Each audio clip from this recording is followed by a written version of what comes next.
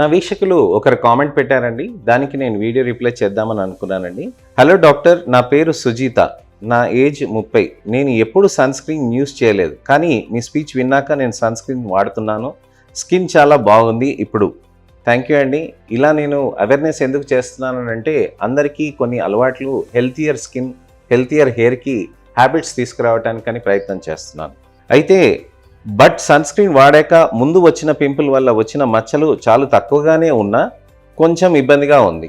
So దానికి ఏమైనా cream suggestion చేయండి, దానికి ఇవ్వండి అని అడుగుతున్నారండి.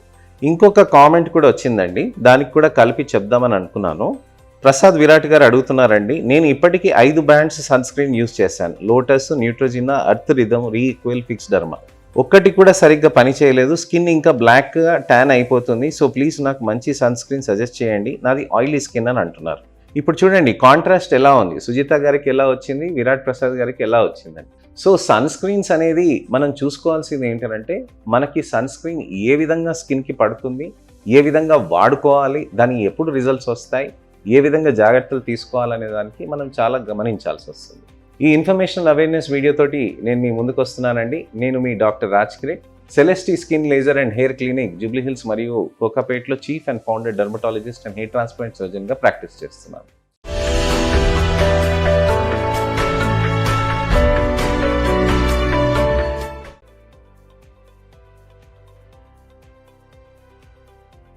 చాలామందికి సన్ స్క్రీన్స్ అనేది ఎందుకు అలవాటు కావాలి అని అంటే రాను రాను స్కిన్ అంతా డ్యామేజ్ అవుతూ ఉంటుందండి. అంటే ఇప్పుడు మనము ఒక వాహనం కొన్నామనుకోండి, ఒక బండి మనం నడిపిస్తున్నంతసేపు దానికి ఒక విధంగా సర్వీసింగ్ అనేది చేయించాలండి. అలానే దానికి ఒక విధంగా మనము వేర్ అండ్ టేర్కి మనం జాగ్రత్తలు తీసుకోవాలి. అంటే ఒక టైర్కి 40,000 కిలోమీటర్స్ లిమిట్ ఉండటం, ఒక ఇంజన్కి ఒక 1,00,000 కిలోమీటర్స్ డిస్టెన్స్ ఉండటం, అలాంటిది ఉంటుందన్నమాట. కానీ మన శరీరంలో ఎలా ఉంటుంది, మన శరీరంలో రిపేర్, రికవరీ అండ్ రీజువినేషన్ అనేది మన శరీరంలో ఉంటుందన్నమాట. ప్రతి కణంలో మనకి ఎప్పుడైనా కానీ డ్యామేజ్ జరిగినప్పుడు రిపేర్ అనేది జరుగుతుందండి, దాని తర్వాత రికవర్ అవుతుందండి, దాని తర్వాత రీజువినేట్ అవుతుంది. సో ఈ రిపేర్, రికవరీ, రీజువినేషన్ సైకిల్లో మనం సెట్ అయి ఉన్నప్పుడు మన చర్మ కణాలు కూడా అంతేగా ఉంటాయి అన్నమాట. రిపేర్, రికవరీ, రీజువినేషన్ అన్నమాట. అంటే మనం చర్మం ఎప్పుడైనా కానీ పొల్యూషన్కి కానివ్వండి, సూర్యుడు వెలుతురుకి కానివ్వండి, డస్ట్కి కానివ్వండి, లేక అలానే డీహైడ్రేషన్కి లోపల నుంచి ఇంటర్నల్ ఫ్యాక్టర్స్ తోటి కానివ్వండి, డ్యామేజ్ అయినప్పుడు వాటిని రిపేర్, రికవరీ, రీజువినేషన్లోకి ఉంటుందన్నమాట. రిపేర్ అంటే చర్మం లోపల నుంచి మనకి ఏదైతే రిపేర్ అవుతూ ఉంటుందో కొత్త సెల్స్ అవన్నీ వస్తూ ఉంటాయి. రికవరీ అని అంటే ఆ డ్యామేజ్ అయిన సెల్స్ పడిపోవటం, కొత్తగా రావటం. అలానే రీజువినేషన్ అని అంటే చర్మం కింద ఉన్న కొల్లాజన్ కూడా నియోకొల్లాజనోసిస్ అవుతూ కూడా రీజువినేషన్ అనేది అవుతూ ఉంటుందన్నమాట. సో ఈ రీజువినేషన్ అనేది అవుతున్నప్పుడు మన చర్మంలో మంచిగా స్కిన్ సాఫ్ట్గా ఉండాలనంటే దానికి ఎక్స్టర్నల్ ఫ్యాక్టర్స్ నుంచి కాపాడుకోవాల్సిన అవసరం ఉంటుందన్నమాట. అంటే పొల్యూషన్ నుంచి మనం ఎలా కాపాడుకుంటామండి, అలానే మీరు ఎక్స్ట్రా సన్లైట్ వస్తుందనుకోండి, దానికి ఎలా కాపాడుకుంటాం, అలానే మనకి డస్ట్ వస్తుందనుకోండి ఎలా కాపాడుకుంటాం, ఫేస్ని రిపీటెడ్గా వాష్ చేసుకోవాలి. ఇప్పుడు ఉదాహరణకి మనం ఒకవేళ ఎండలో బయలుదేరినప్పుడు, మనం ఎక్కడైనా వెళ్తున్నప్పుడు బైక్ మీద అంత దుమ్ము ధూళి పడుతుందండి. సో ఇమీడియట్ వాష్ చేసుకుంటాం, మళ్ళీ ఒక గంట తర్వాత వెళ్తాం, మళ్ళీ వాష్ చేసుకుంటాం. సో ఇలా 24 గంటల్లో మనం 10 గంటలు మనం బయట తిరుగుతున్నట్టు 10 సార్లు వాష్ చేసుకుంటే స్కిన్ అంతా ఇంకా డ్యామేజ్ అవుతుంది కదా. సో అలా చేసుకోకూడదు అనమాట. ఫస్ట్ మనం ఒక సన్ స్క్రీన్ పెట్టుకోవటం అనేది అలవాటు చేసుకోవాలి. సన్ స్క్రీన్ అనేది పెట్టుకుంటే చర్మానికి ఒక కవచం లాగా మారుతుంది. చర్మానికి ఒక కవచం లాంటిది ఒక సన్ స్క్రీన్, అది మీకు చాలా విధంగా బెనిఫిట్స్ వస్తాయండి. మీకు సన్ స్క్రీన్ ఒక లేయర్ లాగా ఫామ్ అవుతుంది, ఒక లేయర్ లాగా ఫామ్ అయ్యి జిడ్డుగా అనిపిస్తుంది, కానీ మీకు అక్కడ మంచిగా ఆ సన్ స్క్రీన్ అంతా పొల్యూషన్, డస్ట్ ఇవన్నీ పడ్డాయి మన చర్మం పైనకి పడదన్నమాట. చర్మం పైన పడ్డ పొల్యూషన్ మనకి అక్కడ స్కిన్ పైన బాగా డ్యామేజ్ కాజ్ చేస్తుందండి. సో ఈ డ్యామేజ్ కాజ్ చేసేదానికి ఫస్ట్ సన్ స్క్రీన్ ఒక లేయర్గా ఉంటే ఆ కెమికల్స్ అనేటివి మన స్కిన్ పైన పడవు. మన చర్మం పైన పడనప్పుడు అది ఈజీగా డ్యామేజ్ అనేది చేయదన్నమాట.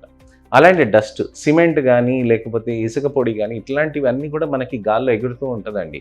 ఎక్కడ చూసినా మన ట్రాఫిక్లో వెళ్తున్నప్పుడు కొన్ని లారీస్ కానివ్వండి, పక్కన కన్స్ట్రక్షన్స్ కానివ్వండి, లేకపోతే రోడ్డు పైన ఉన్న ఇసుకతోటైనా మట్టితోటైనా కానీ దుమ్ము ధూళి లేస్తూనే ఉంటుందన్నమాట.